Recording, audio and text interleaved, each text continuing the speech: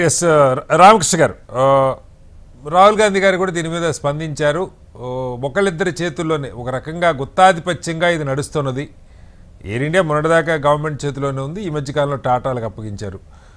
ఇబ్బందులు ఉండొచ్చు, కానీ ఇందాక కాళిదాస్ గారు చెప్పినట్టు ఇది ఇవాళ మొదలైంది కాదు. దాదాపు 2 ఏళ్ల క్రితం నుంచే దీని నియమ నిబంధనలు ఎన్ఫోర్స్ చేయాలన్న పరిస్థితి, కోర్టుల జోక్యం, అఫిడవిట్లు తీసుకోవడం ఇదంతా నడిచింది. మనం చూస్తూ ఉన్నాం.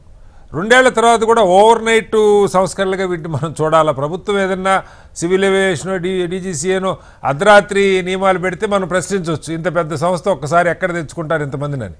కానీ సంవత్సరాలు గడుస్తున్నా ఒక రకమైన లెక్కలేనితనం, నాకు 63% నా దగ్గర ఉంది బిజినెస్, నేను కాకపోతే దిక్కుమొక్కు లేదన్న ధోరణే ఈ సంస్థ వ్యవహరించిందన్నది ఒక విమర్శ అయితే, 2 అసలు దీని వెనుక పెద్ద కుట్రున్నది, ఈ మొత్తాన్ని ఒకళ్ళిద్దరు బడాబాబులు కట్టబెట్టే ఆలోచన కూడా ప్రభుత్వం దగ్గర ఉందన్నది ఇంకొక ప్రచారం నడుస్తూ ఉంది. ఏంటి మీ అబ్జర్వేషన్ ఏంటి రామకృష్ణ గారు? సార్ నమస్కారం సార్, మీకు ప్యానెల్ పెద్దలకి అట్లాగే హెచ్ఎం టీవీ ప్రేక్షకులకి. సార్, అది మోనోపోలీకి సంబంధించి రాహుల్ గాంధీ గారు పదే పదే చెప్తా ఉన్నారు. దేశంలో సంస్థలు కనుక మోనోపోలీ దిశగా ప్రయాణిస్తే ఏ రకమైన నష్టం జరుగుతుంది అనేది అనేక సందర్భాల్లో మాట్లాడుతూ వచ్చారు. మరీ ముఖ్యంగా ఎయిర్వేస్ ని ఎయిర్ ఇండియాని ప్రైవేటైజ్ చేసే టైంలో కూడా చాలా స్ట్రాంగ్ గా చెప్పడం జరిగింది. ఎయిర్ ఇండియాని కనుక మనం ప్రైవేటైజ్ చేస్తే మోనోపోలిస్టిక్ టెండెన్సీని మనం పెంచిన వాళ్ళు అవుతాము. సో దట్ మన కంట్రోల్ తప్పిపోతుంది, ప్యాసింజర్స్ కి మనం కావాల్సిన న్యాయం చేయలేము, కాబట్టి అది ప్రైవేటైజ్ చెయ్యొద్దు అని చాలా స్ట్రాంగ్ గా ఈ గవర్నమెంట్ కి సూచన చేయడం జరిగింది. ఇవాళ మనం తీసుకుంటే more than 60 to 65% of operations IndiGo చేస్తా ఉంది. 30% ఆఫ్ ద ఆపరేషన్ మనకి టాటాస్ చేస్తా ఉన్నారు. So they are the bigger players. జియోపోలీ ఉంది, వీళ్ళని రిస్ట్రిక్ట్ చేసే వాళ్ళు లేరు. మంత్రిత్వ శాఖలో ఒక మంత్రిత్వ శాఖ ఇచ్చారే తప్ప మంత్రిత్వ శాఖకి మంత్రికి అక్కడ ఏం పని లేదు, ఏం లేదు కదా సార్. ఆయన చేతుల్లో లేదు. నేను పొద్దున్నే వేరే పెద్దవాళ్ళతో మాట్లాడుతుంటే నేను వినింది ఏంటంటే, ప్రపంచంలో అసలు సివిల్ ఏవియేషన్ మినిస్ట్రీ ఉన్నది భారతదేశంలోనే. ఎయిర్ ఇండియాని ప్రైవేటైజ్ చేసిన తర్వాత కూడా ఇంకా ఆ మినిస్ట్రీని ఎందుకు కంటిన్యూ చేస్తున్నారు, ఆయన అక్కడ మంత్రిగా ఎందుకు కూర్చోబెట్టారు అనే దానికి ఆన్సర్ లేదు.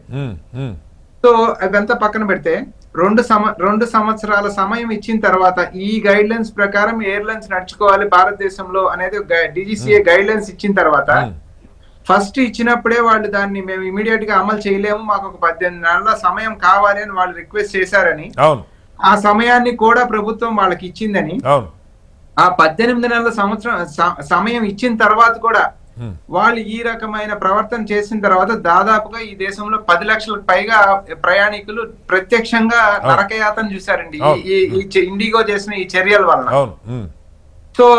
సో ఇది అంటే మోనోపోలీ అవటం వల్ల మనకి ఏ రకమైన ప్రమాదం ఉంటది అనేది ఒక చిన్న హెచ్చరిక లాంటిది.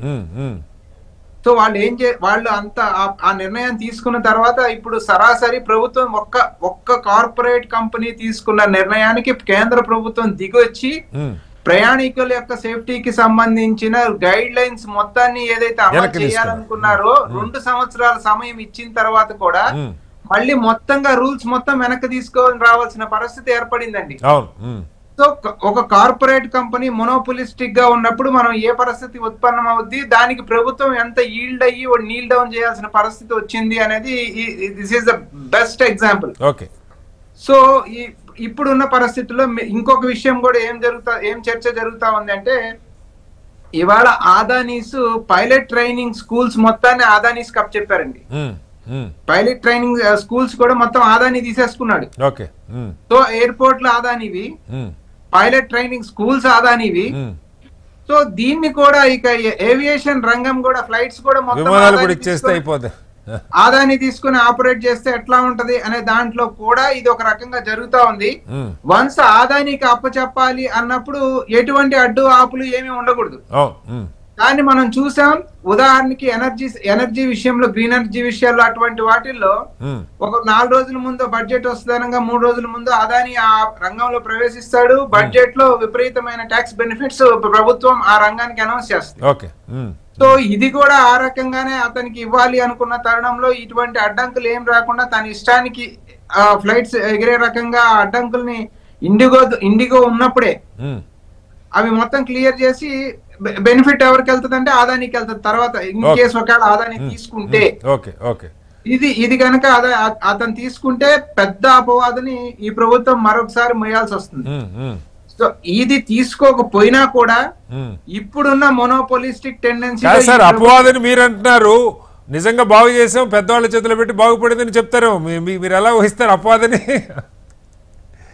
అంటే వాళ్ళు ఏం చెప్పదలుచుకున్నా చెప్పుకోవచ్చు సార్. ఇప్పుడు ఇండిగో అనేది ఒక పెద్ద సంస్థగా మనం చూస్తున్నాం.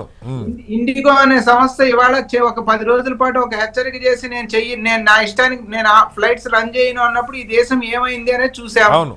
దాని వల్ల ప్రజలు ఎంత ఇబ్బంది పడ్డారు, ఎంత నష్టపోయారు అనేది చూస్తా ఉన్నాం. సో సెక్టార్ తీసుకెళ్లి అప్పచెప్పిన తర్వాత అతనే రాజు, అతనే మంత్రి ఆ సెక్టార్ మొత్తానికి. ఇవాళ రామ్మోహన్ నాయుడు అనే మంత్రి గారు నిమిత్త మాత్రుడు అందులో.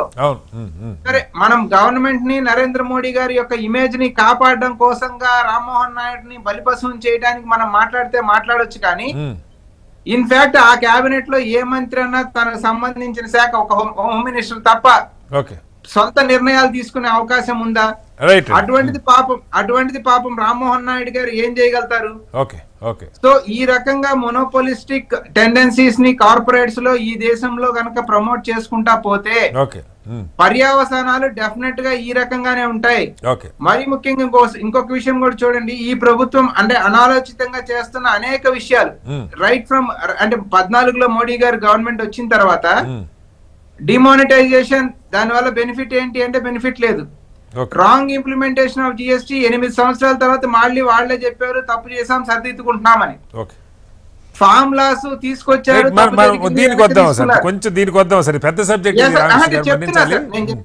నేను చెప్పేది అనేక విషయాల్లో వీళ్ళు ఈ రకంగా చేయటం. ఇవాళ డీజీసీఏ రూల్స్ తీసుకొచ్చినా ప్రభుత్వం వెనక్కి తీసుకురావాల్సిన పరిస్థితి. అంటే ఏ రకంగా బ్యాక్ స్టెప్ వేయాల్సి వస్తుంది అనేది.